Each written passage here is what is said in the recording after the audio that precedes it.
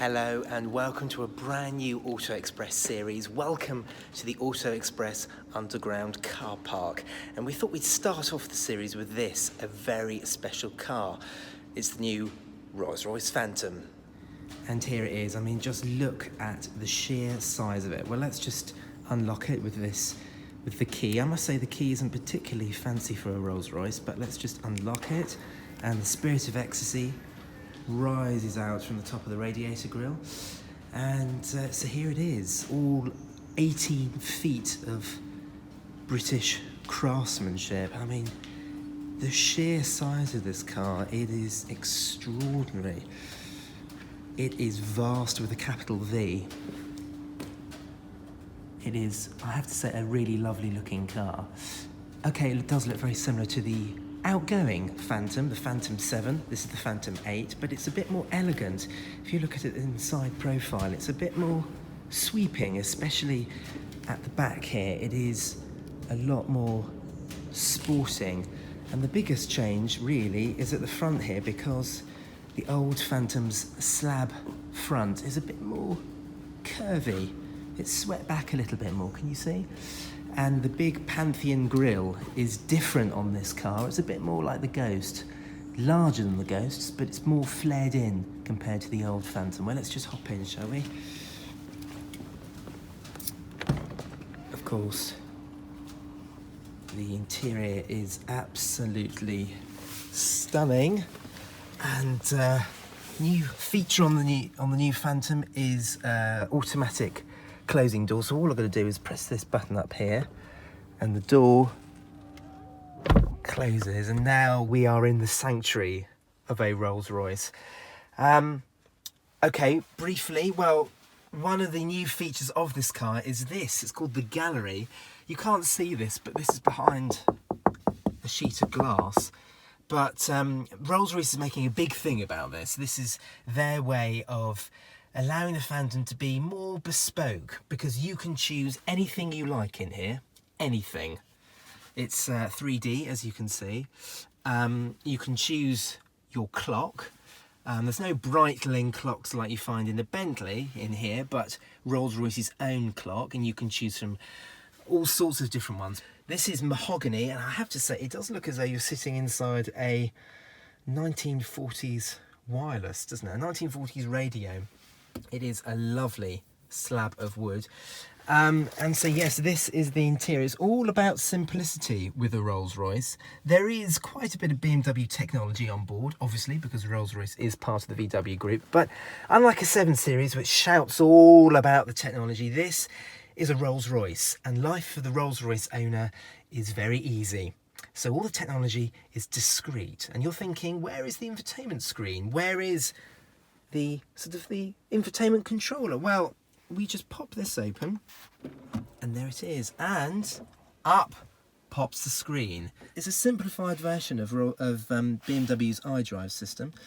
So we go into menu, and we can just go through all the different features. And one particular feature I do like is my vehicle, spirit of ecstasy, and you can raise or lower the old girl. There she goes. She's back up again. And you can set it to automatic, so that when you lock the car, she goes away, and when you unlock the car, she pops up. All very lovely. In this car, we've also got the classic Rolls-Royce Starliner ceiling, which is a very expensive option, but it does cause a bit of a, well, it is a bit of a wow. It's a bit of a statement piece, isn't it? And also, I was in this car with a friend over Christmas, and it was dark, and they said, well, what, can we turn off the starlight? In the dark, it's a bit bright. I said, no, you've got to have it on, because it gently illuminates your face to passing motorists and pedestrians. And if you've got a Rolls-Royce, you want everybody to know that you've got one, don't you? There we go, that's the front. Oh, just one other thing. Look at these seats, look. They are like traditional Rolls-Royce seats you find in the Silver Shadow. Very, very comfortable indeed. One new feature about the new Phantom 8 is the ability to close the doors electrically, like I said, inside, but you can also do it on the outside as well. And there we go. Very spaceship indeed. Let's open this door here. And of course, just like the old Phantom, there is the option to have your own umbrella. You can have your umbrella bespoke to your car. So we've gone for a dark blue colour combination here. So you can have any colour you like. And just pop that back in. And yes, this is the rear seats. Now this is a standard Phantom, standard wheelbase. You can go for an extended wheelbase, but really this one is large enough, isn't it? Let's shut out the outside world with closing the door.